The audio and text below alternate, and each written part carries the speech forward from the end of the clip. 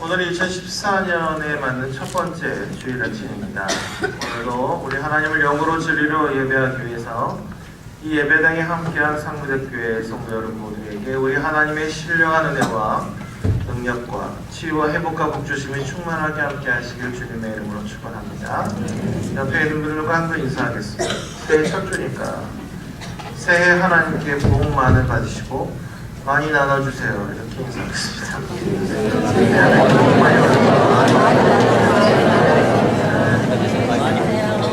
많이 받으시고 흘러 넘쳐게 해주시고 두 손을 가슴으로 다짐하겠습니다. 하나님께서 보실 때 나는 예수님 생명만큼 소중한 사람입니다. 시작. 하나님께서 보실 때 나는 예수님 생명만큼 소중한 사람입니다. 아버지 되시는 하나님께서는 저희를 잠잠히 기뻐하시고 오래 참으심으로 실패와 실수의 자리에서 다시금 일어나서 회복하고 성장하기를 기다려주십니다. 이제 2014년 하루하루도 하나님의 그러한 기다리시는 은혜와 우리 성도들의 헌신과 결단이 어우러지는 날들이 될 줄로 믿습니다. 그러므로 정말 하나님께서 이렇게 생명처럼 아껴주시고 기다려주심에 합당한 믿음의 삶들을 다 살아가시기를 주님의 이름으로 부탁을 드립니다. 자, 성경에는 수백 명의 인물들이 등장을 합니다. 우리가 보면 그 이름도 다 헤아릴 수 없는 사람들이 있습니다. 창세기에서 요한계시로 이르기까지 그곳에서 만나게 되는 인물 한 사람 한 사람마다 우리를 감동시키는 영적인 자산과 우리에게 도전을 줄 만한 여러 요소들을 가지고 있습니다.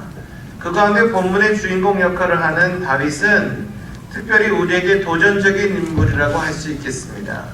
누군지 성경을 쭉 읽다가 이 본문 말씀에 오면 잠깐 생각을 하게 됩니다. 하나님께서 다윗을 보았습니다.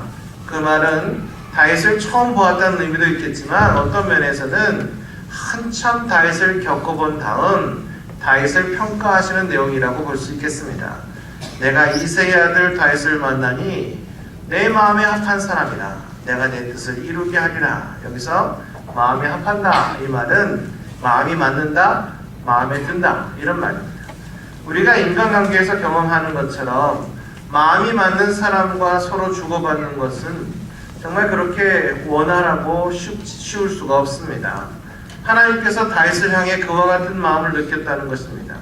도대체 다윗이 어떤 사람이길래 천지 만물을 주관하시고 창조하신 하나님 마음에 드는 사람이 되었을까? 라고 생각하다 보면 부럽습니다. 다윗이 골리앗을 죽인 영웅적인 인물이어서가 아니고 또는 그가 이스라엘의 성군이 되어서 나라를 통일하는 그런 업적을 남긴 그런 큰 일을 이뤘기 때문만도 아닙니다. 다만 그가 하나님 마음에 합한 사람이 되었다는 사실이 그렇게 부러울 수가 없습니다. 회사에 다니는 사람들이 그 상관의 마음에 들기라는 게 쉽지가 않습니다. 나는 정성을 다해서 일하는데도 별로 달갑게 여기지 않는 것을 보면 굉장히 섭섭한 마음이 들 수 있습니다. 그런데 다윗이 하나님 마음에 들었다. 이건 굉장히 부러운 존재로 여겨지는 것입니다.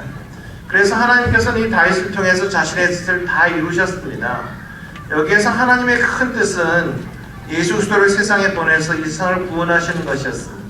이 구원을 위해서 다윗을 사용하셨습니다. 그래서 마태복음 1장 1절에 보면 아브라함과 다윗의 자손 예수 그리스도의 세계라 이렇게 적어 놓으셨습니다. 예수님의 족보 이야기를 하면서 아브라함을 들고 그 다음엔 다윗을 들었습니다. 3000년 이상 되는 구약의 긴 역사를 통해서 예수님의 혈통이 이어지고 있는데 그 혈통 관계되는 모든 사람을 제외하고 오직 아브라함과 다윗의 자손만만 언급하고 있다는 것입니다. 즉 다윗이 예수님께서 세상 오시는 길을 닦아놓는데 결정적인 역할을 했다 이런 말이 되겠습니다. 하나님께서 이 다윗을 사용하셨습니다. 그가 자신의 마음에 드는 사람이었기 때문입니다. 우리는 이 다윗같이 될 수는 없는 것 같습니다. 다윗은 다윗이고 우리는 우리이기 때문에 그렇습니다.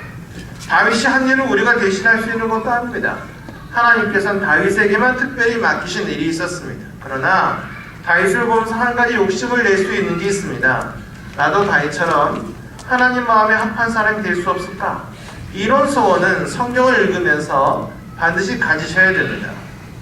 어떤 유명한 목사님이 이 본문 읽다가 너무나 도전을 받았습니다. 너무 부러운 나머지 갑자기 자신의 그 영어 이름을 바울이었는데 다윗으로 바꿨어요. 근데 이분이 전 세계적으로 알려진 분이어서 이미 인생을마다 바울이라고 다 돼 있는데 이걸 다윗으로 바꾸라니까 엄청난 소동이 일어났습니다. 당시 그 목사님이 이런 변명을 했어요. 하나님께서 다윗을 향해서 내가 이새의 아들 다윗을 만나니 내 마음에 꼭 합한 자라, 내가 그에게서 내 뜻을 이루게 하리라 한 말씀을 읽으면서 너무 부러웠다. 그래서 나도 다윗처럼 될 수가 없을까 생각하다가 이름을 바꾸기도 했다. 이런 것이었어요. 아무래도 이름을 바꾸면 다윗처럼 되려고 더 힘껏 노력하지 않을까 하고 생각했던 것입니다. 우리 모두 이런 마음 자세를 가질 필요는 있습니다. 먼저 다윗처럼 하나님 마음에 드는 사람이 되려면 예수님을 닮아야 합니다. 다윗을 닮을 필요는 없습니다. 그는 인간에 불과합니다. 반면에 예수님은 다윗의 자손으로서 세상에 계실 동안에 세상 사람들 가운데 가장 하나님 마음에 합한 사람이었던 것 성경을 통해서 알 수 있습니다. 이 예수님이 세례를 받고 침례를 받고 강에서 나올 때 하늘에서 이는 내 사랑하는 아들이요 내 기뻐하는 자라 이런 말씀을 들었습니다. 여기서 기뻐하는 자라 하는 말은 내 마음에 합한 자라는 뜻입니다. 또한 예수님이 변화산에 올라가서 하나님의 영광을 입은 모습으로 변화됐을 때도 또 동일한 음성을 들었습니다. 이는 예수님이 하나님 마음에 들었다 이런 마음입니다. 예수님만큼 하나님 마음에 합한 사람이 없었습니다. 그러므로 우리는 예수님을 본받아야 합니다. 우리가 다윗을 부러워하지만 본받기는 예수님을 본받아야 합니다. 이것을 하나님께서 기뻐하십니다. 그래서 모든 민족으로 제자를 삼으라고 말씀하셨습니다. 마태복음 28장 19절에 보면 모든 족속으로 예수를 믿게 해서 예수님 닮은 사람을 만들어라. 이게 그 말씀입니다. 그러면 예수님이 하나님 마음에 합한 사람인 것처럼 우리가 하나님 마음에 합한 사람이 될 수 있다. 이런 말씀을 해주신 것입니다. 이와 같이 하나님 마음에 합한 자가 되려면 구체적인 목표가 좀 있어야 합니다. 목표를 세운다는 말은 책임의식을 갖는다는 말입니다. 목표가 있는 사람은 그 목표를 달성하기 위해서 그만큼 책임감 있게 행동합니다. 그런데 목표가 없는 사람은 책임의식도 없습니다. 따라서 목표를 세워서 꾸준히 노력하는 사람이 그만큼 성공할 확률도 큰 것입니다. 예일대학의 연구 발표를 보니까 대학생들 가운데 장래의 목표를 분명히 세워놓고 열심히 학업에 전진하는 사람이 전체 학생 중에 3%에 불과했답니다. 따라서 100명 중에 단 3명만 그렇게 열심히 전진하더랍니다. 나머지 97명은 뚜렷하고 분명한 목표가 없다는 것입니다. 그런데 10년, 20년 뒤를 조사를 해보니까 분명한 목표를 가지고 공부한 학생이 그렇지 않은 학생보다 훨씬 성공할 확률이 높았다라는 것입니다. 이렇게 목표를 세우는 건 굉장히 중요합니다. 마찬가지로 우리가 하나님 마음에 드는 사람이 되길 소원한다면 몇 가지 목표를 세워놓고 최선을 다할 필요가 있습니다. 첫째로 변화의 목표를 세우셔야 합니다. 우리가 수년간 신앙생활을 하면서 여전히 고쳐지지 않는 것들이 있을 수 있습니다. 이렇게 예배에 나와서 찬송하고 기도하고 말씀 듣는 사람들은 비록 믿음이 약하다고 할지라도 벌써 그 마음에 성령이 강하게 역사를 하십니다. 그래서 성령의 음성에 예민하게 반응하게 되고 신앙 양심이 작동합니다. 그래서 말씀을 들을 때 혹은 찬송을 들으면서 함께 부르면서 난 이래서는 안 될 텐데 이거 고쳐야 될 텐데 내가 이것을 안 고치면 신앙생활 바로 못하는데 하면서 나름대로 느낌을 갖게 되는 것입니다. 이게 성령이 가르쳐 주시는 것으로 매우 중요한 부분입니다. 이런 것들을 고쳐서 변화내야 되는 것입니다. 그렇지 않은 한 하나님 마음에 합한 자가 되기는 어렵습니다. 여러분 변화가 뭡니까? 하나님 마음에 합하지 못하게 된 요인을 찾아내서 제거해 나가는 것입니다. 이것은 회개라는 말보다 훨씬 더 광범위한 의미를 가집니다. 여러분에게 꼭 변화를 가져와야 될 것이 무엇인지 한 번쯤 생각해 보시기 바랍니다. 간혹 교회 안에 보면 주상복합형 그리스도인이 있다 이런 말을 하는 목사님이 있습니다. 주상복합형 건물이라는 것은 주택과 상가를 겸할 수 있는 그런 건물 아닙니까? 교회를 다니면서 예전에 갖고 있던 생각이나 습관을 바꾸지 않으면서 신앙생활하는 사람은 이렇게 말하는 것입니다.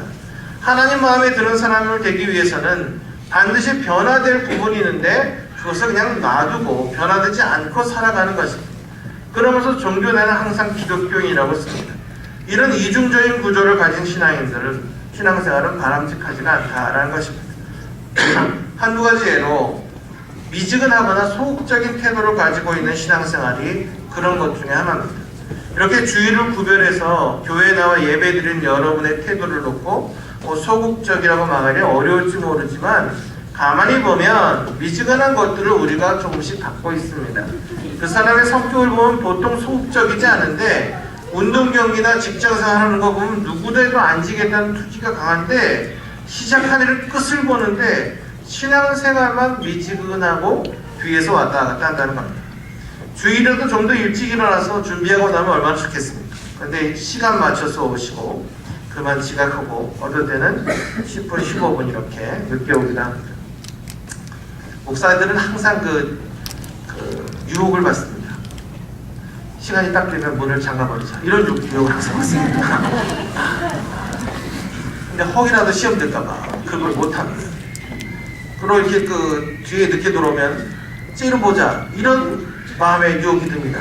그러나 혹시 거기서 시험 될까봐 딴 데 봅니다. 혹시 주무시는 분이 계시도 천장 보고 있어요. 저도 그렇습니다. 근데 이런 미지근한 상태에 대해서 왜 자꾸 지적을 하느냐? 이거 하나님을 기쁘시게 못하기 때문에. 하나님께서 이런 사람들에 대해서 큰 애정을 보이지 않으십니다. 요한계시록 3장 11절에 보면 예수님께서는 유명한 말씀이 있는데 라오디게아 교인들이 성격 탓인지 아니면 영적으로 병든 탓인지 모르지만 그들이 미지근하고 적극성이 없었습니다. 가슴에 뜨거운 열정이 식어버렸습니다. 그래서 거기 말씀하시기를 네가 이같이 미지근하여 더없지도 아니하고 차지도 아니하니 내 입에서 너를 토하여 내치리라. 이렇게 하나님께서는 토하실 정도로 미지근한 태도를 좀 싫어하시는 겁니다. 이런 신앙 태도가 습관이 되면 더 이상 고치기가 어렵습니다. 뭐든지 습관이 되기 전에 고쳐야 합니다. 제가 지금은 우리 교회 신앙이 녹화가 돼서 유튜브에 떠있지만 옛날에 제가 제 설교를 녹음해서 들었어요. 왜냐하면 제 설교가 너무 은혜가 돼서 제가 들은 게 아니고 제가 설교를 하다 보면 이상한 습관들이 있더라고요. 어떤 날은 제가 한동안 좀 이상하다 했더니 자꾸 얘기 말 끝에 침이 고이니까 이러면서 설교를 하더라고요. 제가 듣기에 굉장히 이제 부담스러웠어요. 아, 이런 게 안 되겠구나. 그래서 자꾸 고치는 거예요. 제가 들어보고 고쳤죠. 근데 이게 습관이 되기 전에 고치니까 고쳐지는 거지, 이게 또 10년 되고 이러면 안 고쳐지는 거죠. 우리 제가 시흥공수 있을 때 제 앞에 있던 목사님 중에 한 분 아주 저처럼 저보다 좀 더 조직처럼 생긴 분이 계셨는데 이분 설교 시간에 이렇게 실시하면 A씨 그러고 막 뒤에도 나오고 막 이럴 때가 있었어요. 근데 이분한테 다른 목사님 장로님들이 목사님 설교하시거나 이럴 때 말씀을 조금 이렇게 하시는 게 어떻습니까? 그러니까 나는 못해. 입에 굳어갖고 안 돼. 그러더라고요. 이분은 평상의 삶이 반욕을 하십니다. 그러면서 은혜 끼치는 게 참 신기한데. 하여튼 그렇게 입에 배버리면 안 돼요. 연륜이 쌓일수록 이런 사람들은 문제가 됩니다. 그나마 하나님께서 이 천국에 받아주시라고 모르는데 잘못하면 쫓겨날 확률이 있기 때문에 습관을 좋은 걸 가지셔야 됩니다. 션 콥이라는 사람은 습성을 의인화시켜서 습성이 말하는 것을 얘기하는데 나는 당신을 성공으로 밀어주기도 하고 실패로 끄집어내기도 합니다. 나를 택해주세요. 나를 길들여주세요. 엄격하게 대해주세요. 그러면 세계를 지배하게 해주겠습니다. 나를 너무 쉽게 대하면 당신을 파괴할지도 모릅니다. 나는 습관입니다. 이런 얘기를 해놨습니다. 습성이라는 것을 잘 선택해야 됩니다. 좋은 습성을 선택해서 잘 훈련하고 엄격하게 다루면 그 좋은 습성 때문에 내가 세계를 얻을 수가 있는 겁니다. 그러나 나쁜 습성을 받아들여서 내 몸에 자리잡게 만들면 결국 내 자신을 파괴시키고 맙니다. 마찬가지로 신앙생활에 있어서 좋은 습성과 나쁜 습성이 있습니다. 만약 미지근한 태도를 습성화시켜버리면 하나님 나라를 내 발 앞에 가지고 오는 것이 아니라 나를 파괴시켜버리고 맙니다. 이런 것들 좀 반드시 변화시켜줘야 됩니다. 그대로 두면 하나님의 마음에 합한 자가 되기가 어렵습니다. 나에게 이런 태도가 보여진다면 어떻게 하든 이거 고쳐야 되겠다. 이렇게 작심을 하십시오. 그리고 1년간 최선을 다하는 겁니다. 여러분 작심삼일이라는 말이 있잖아요. 그래서 어제부로 이제 몇 번씩 깨진 사람들 계시죠. 근데 작심삼일을 1년 내내 하시면요, 1년에 4분의 3은 작정하고 사는 거예요. 4분의 1만 다시 바꾸시는 거죠. 계속 그렇게 하시는 거예요. 우리 인생이 얼마나 대단하다고 그러겠습니다. 그렇게 가는 겁니다. 자, 우리는요, 우리가 하나님 앞에서 합한 자가 되기 위해서 나름대로의 노력의 시간이 없이 그것이 만들어지지 않는다는 걸 알아야 됩니다. 우리 안에 성경적인 가치관대로 사회에 나가면 세상의 가치관대로 이렇게 살아가는 사람이 있습니다. 교회에서는 성경대로, 세상에서는 세상대로. 여러분, 이렇게 사는 것은 우리가 굉장히 지혜롭다 이렇게 보일지 모르지만 결국은 우리 안에 마치 배에 물이 설설 들어와서 결국 가라앉는 것 같이 그렇게 변해버리고 맙니다. 물론 예수 믿는 사람이 세상을 살아야 됩니다. 그것도 세상 한가운데 살아갑니다. 아무리 부패한 세상일지라도 우리가 그 가운데 살아야 됩니다. 그런데 우리가 그 가운데 빛과 소금이랍니다. 우리는 세상처럼 사는 게 아니라 세상으로 하여금 이렇게 살라고 보여줄 수 있는 사람이 되어야 된다는 겁니다. 근데 여전히 세상에서 세상 관례대로 법칙대로 그렇게 돌아가는 살려는 태도가 우리에게 있다면 이건 우리 간에 변화될 대상이다 라는 것입니다. 자, 하나님께서 과연 좋아하실지, 성령적인 것인지 내가 하는 행동과 내가 갖고 있는 생각을 판단해 보시면 우리가 어떻게 대처하고 있는가를 보게 될 것입니다. 우리 안에는 숨어있는 죄도 마찬가지로 변화될 부분입니다. 저나 여러분이나 마음에 숨은 죄가 있을 수 있습니다. 겉으로는 특별히 법의 권리를 안 한다고 할지라도 마음으로는 용서치 못하고 사랑하지 못한 채 끝까지 고집을 피우는 죄가 있습니다. 저희 같은 경우, 이런 교사 같은 경우 남은 잘 가르치면서 내 자신을 가르치지 못하는 죄가 있을 수 있습니다. 바로 이런 것들이 숨은 죄입니다. 음란하고 성적인 것에 너무 관심을 기울이고 자주 마음을 빼앗기는 고질적인 숨은 죄가 있을 수도 있습니다. 예수님을 수십 년간 믿었는데도 꼬리를 뽑지 못하고 질질 끌려다니는 탐욕이 있을 수 있습니다. 이런 것들을 우리가 하나님 앞에서 회개하고 바꿔야 된다는 것입니다. 그래야 하나님 마음의 합한 자가 됩니다. 만군의 여호와 하나님, 온 우주의 주가 되신 가장 높으신 그분의 마음에 들기 위해서 변화의 목적을 세우시기 바랍니다. 바꿔야 될 것, 고쳐야 될 것들을 정해놓고 실제로 행동에 옮겨서 하나님의 마음에 드는 사람이 되고자 하는 간절한 열망을 가지시기 바랍니다. 이것이 하나님의 자녀의 제대로 된 태도인 것입니다. 둘째로는 성장의 목표를 세우십시오. 바뀔 목표, 변화의 목표를 세움과 동시에 이제 성장의 목표도 가져야 됩니다. 우리 안에는요, 발전되어야 될 것도 많습니다. 만약 자식이 성장하지 않으면 그 자녀는 부모에게 큰 근심이 될 것입니다. 하나님께서 우리를 부르셔서 그의 자녀로 삼으셨는데 성장해야 될 부분들이 10년, 20년이 지나도 그대로 남아있다면 그건 하나님을 슬프게 하는 것입니다. 그런 사람이 하나님 마음에 합해질 수가 없습니다. 우리가 성경 말씀에 보면 에베소 4장 15절에서 오직 사랑 안에서 참된 것을 하여 범사에 그에게까지 자랄지어다 이렇게 말씀합니다. 예수님을 닮은 사람은 예수님처럼 되기 위해서 계속 자라야 한다 이런 말씀입니다. 믿음이 10년 전에 비해서 하나도 자란 것 같지 않다 이런 생각이 됩니까? 그러면 내가 이제 믿음을 좀 성장시키겠다 이렇게는 목표를 세우셔야 됩니다. 믿음은 계속 발전하도록 되어 있습니다. 그런데 믿음이 자라지 않거나 처음 믿음에 비해서 뒤처지고 있다면 이게 어떻게 하나님 마음에 들겠습니까?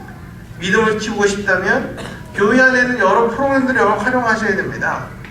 사람들을 섬기는 일이라든지 아니면 성공부를 하는 일이라든지 큐티를 하는 거라든지 여러 가지 일들 이런 일들을 통해서 믿음이 좋은 형제자매들과 함께 교제하면서 정말 그런 것들을 키워나가셔야 됩니다. 그래서 시간을 좀 내셔야 됩니다. 그러면 믿음이 자라게 될 것입니다. 우리가 하나님을 아는 일에 계속 성장해야 됩니다. 하나님을 한 번 알았다고 그것이 다가 아니죠. 하나님을 많이 알도록 하기 위해서 우리 손에 성경이 들려져 있습니다. 성경을 보면 하나님이 누구신지 또 하나님이 나에게 원하는 게 무엇인지 하나님이 이 세상을 향해서 어떤 큰 계획이신지 그렇게 성경을 보면 우리가 알 수가 있습니다. 그러면 성경을 많이 알수록 성경을 마음에 담고 주야로 묵상하는 사람이 될수록 하나님에 대한 지식이 자라나는 것입니다. 혹시 나는 너무 성경에 대해 무식해 10년 전이나 달라진 게 없어 이런 생각이 들면 배우고 성장하려고 여러분 노력하시면 됩니다. 열심만 내면 얼마든지 배울 수 있습니다. 시간은 나지 않아서 어떤 프로그램을 참여하지 못한다. 그러면 여러분 자습할 수 있는 여러 가지 방법들도 있습니다. 여러분의 신앙 인격은 어떻습니까? 믿음은 좋아 보이는데 인격이 자라지 않은, 날마다 사고치고 상처 주는 사람이 되지 않습니까? 예수 믿는 사람의 신앙 인격은 계속 자라도록 되어 있습니다. 성숙하도록 되어 있습니다. 옛날에는 어린아이처럼 행동했을지라도 예수 믿고 10년, 20년이 지나면 이제는 가는 곳마다 덕을 세우고 주변에 좋은 영향력을 미쳐야 되는 것입니다. 우리가 자신의 모습을 솔직하게 시인하고 내 믿음을 키워야 되겠다, 하나님의 지식으로 계속 배워야 되겠다, 내 신앙 인격도 키워야 되겠다, 이런 성장 목표를 정해놓고 노력하면 하나님 마음에 드는 사람이 될 수 있습니다. 셋째로는 여러분 헌신의 목표를 세우시기 바랍니다. 헌신이라는 것은 하나님께서 기뻐하시는 일을 위해서 매일 신실하게 사는 것을 말합니다. 헨리 나운의 말을 빌리면 가장 위대한 도전이요 매 순간마다 결정해야 될 신실한 삶이 있다고 합니다. 그는 덧붙여 말하기를 당신이 먹고 마시고 일하는 것이 더 이상 하나님의 영광을 위한 것이 아니라면 지금 당장 그만둬야 됩니다. 이런 말을 했습니다. 곧 모든 것을 하나님의 영광을 위해서 드리고자 하는 신실한 자세가 헌신이라는 것입니다. 위대한 종교개혁자 존 칼빈도 같은 비슷한 말을 했습니다. 주님께서 우리를 구원하신 목적이 어디에 있는지 아십니까? 우리 자신과 우리 모든 지체를 그분에게 거룩하게 드리도록 하기 위해서 구원했습니다. 그래서 구원받은 우리는 내 것이 하나도 없습니다. 모두가 하나님 것입니다. 그러므로 하나님의 영광을 위해서 드려져야 됩니다. 모든 것은 하나님께로 돌아가야 합니다. 로마서 11장 36절에 위대한 선언이 나옵니다. 이는 만물이 주에게로 나오고 주로 말미암고 주에게로 돌아감이니라. 영광이 그에게 세세히 쓰이로다. 만물이 하나님 손에 만들어졌습니다. 그리고 하나님의 손에서 이 모든 우주가 존재되고 있습니다. 보존되고 있습니다. 결국은 이 모든 우주 만물이 하나님 손으로 돌아갑니다. 그러므로 우리의 삶 전부는 하나님께 드려져야 되는 것입니다. 이것을 헌신이라고 합니다. 그냥 여유 속에서 하룻밤 보내는 것과 같이 허무하게 살다 가는 인생, 이 인생을 움켜쥐고 있으면 안 됩니다. 그렇게 끝내면 안 됩니다. 주어진 인생을 살면서 하나님께서 나에게 맡겨놓으신 것들을 사용하되 전적으로 하나님의 영광을 위해 드려야 합니다. 그리고 마지막으로 남아있는 것이 없도록 내 몸과 내 시간과 내 달란트와 내 재물과 내 모든 인생의 전부를 하나님 손에 드리고 그분 앞에 서야 비로소 하나님 마음에 합한 사람이 될 수 있는 것입니다. 이런 헌신의 목표를 갖고 살아가시기 바랍니다. 자신의 삶을 한번 잘 판단해 보십시오. 하나님의 영광을 위해서 내 모든 것이 쓰여지고 있는지, 드리는 마음가짐이 있으면, 그리고 실제로 드리면 그 사람은 헌신하는 사람입니다. 그러나 내가 움켜쥐고 내놓지 못하고 있다면 헌신이 안 되는 사람입니다. 나우엔의 말처럼 하나님의 영광을 위해서 나에게 있는 모든 것을 다 쓰지 않으면, 헌신하지 않으면 그것은 다 헛된 일이다 라고 했습니다. 다윗을 보십시오. 40년 동안 왕으로 있으면서 쌓아놓은 모든 보화와 짐을 마지막에는 하나님 나라와 하나님의 이름을 위해서 지을 성전을 위해서 하나도 남겨놓지 않고 다 바치고 갔습니다. 자기 것을 남겨놓지 않고 갔습니다. 하나님께서 그런 사람들을 기뻐하는 것입니다. 여러분에게 헌신의 사각지대가 있지는 않습니까? 시간을 내서 교회를 위해서, 전도를 위해서 일하긴 하는데 막상 어떤 이야기가 나오면 그 부분만은 내가 헌신해서 싹 빠져버리는 그런 부분이 없습니까? 이런 부분이 우리에게 있으면 하나님을 기쁘시게 할 수 없습니다. 우리의 전 영역에서 기쁨으로 하나님을 섬길 줄 알아야 됩니다. 사랑하는 성도님께 성도 여러분, 다윗처럼 하나님 마음에 합한 자가 되길 소원하면서 몇 가지 목표를 설정하시기 바랍니다. 변화의 목표, 발전의 목표, 성장의 목표, 헌신의 목표가 무엇인지를 찾으시기 바랍니다. 그리고 그 목표를 달성하기 위해서 우리가 최선을 다하고 책임있는 신앙생활을 하면서 하나님 마음에 합한 자가 되어가기를 애쓰고 힘쓰는 여러분 모두가 되시기 바랍니다. 그래서 우리가 2014년의 목표, 하나님의 기쁨이 되는 이 교회를 우리 모두가 함께 이뤄갈 수 있기를 주님의 이름으로 축원합니다. 오늘과 이와 같이 하나님의 마음에 합한 자가 되어서 우리를 통해서 주님의 뜻이 이루어지는 놀라운 일이 일어날 수 있기를 주님의 이름으로 축원합니다. 기도하겠습니다. 우리가 1분 동안 기도하면서 우리가 이 한 해를 통해서 정말 하나님께서 우리 가운데 말씀하신 대로 우리가 온전하게 이 목표를 삼고 하나님께서 하나님 마음에 합한 자로 살아가게 하시는 그 인도하심이 온전히 민감하게 반응할 수 있도록 은혜 주시기를 함께 기도하겠습니다. 기도합시다.